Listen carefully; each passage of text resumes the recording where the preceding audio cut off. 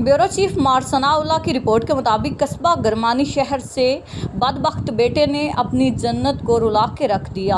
गरमानी शहर का रिहायशी यूनिस खालिद और उसके 3 बेटों ने अपनी वालदा और दादी अम्मा के ऊपर हमला किया और इस जुर्म में शामिल यूनिस की जोजा सईदा बेगम और उसकी बहन अफशा ने अपनी वालदा पर तशद्दुद किया। इसके नतीजे में बेचारी बूढ़ी वालदा का बाजू टूट गया। रब जाने आसमान क्यों नहीं टूटा, ज़मीन क्यों नहीं फटी। एक बदबख्त बेटे का अपनी वालदा के ऊपर तशद्दुद करना और यहाँ तक कि उनके कपड़े फाड़ देना, ये एक दरिंदा सिफ्त इंसान होने की अलामत है।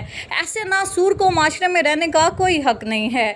बेचारी बूढ़ी माँ बुशरा परवीन जो अपने बेटे और बेटी और अपने पोतों को दहाइयाँ देती रही मगर किसी ने उसकी कोई बात ना सुनी, मुसलसल जुल्म करते रहे, यहाँ तक कि बूढ़ी वालदा के बाल नोच डाले, बाजू तोड़ दिया और इस पोजीशन में मोहल्ला के लोगों ने आके बेचारी बूढ़ी को छुड़वाया इन जालिम लोगों के हाथों से और मोहल्लादारों ने फौरी पुलिस को इतला दी। बैठी थी, मुझे बाहर से निकाल के मुझे यहाँ पे खींच के मुझे नंगा कर दिया शलवार से। मेरी पोती और मेरी बहू ने, मेरे पोते ने तीन मेरे पोते थे और चौथा मेरा बेटा था, मुझे यहाँ नीचे घेर के इतना मारा। ये बच्चा आया, इसने आके ऊपर मेरे वो हो गया, इसने मुझे छड़वाया। या एक इसकी बहन थी, मुझे शलवार से भी नंगा कर दिया इन्होंने जिसकी बिना पर मुजरिम को हवालात के अंदर बंद कर दिया गया है। मगर माशरे की गिरावट का अंदाज़ा आप इस बात से लगा सकते हैं कि चंद लोग अपनी सियासत को बचाने के लिए इस जुल्म के ऊपर पर्दा डालने की कोशिश कर रहे हैं।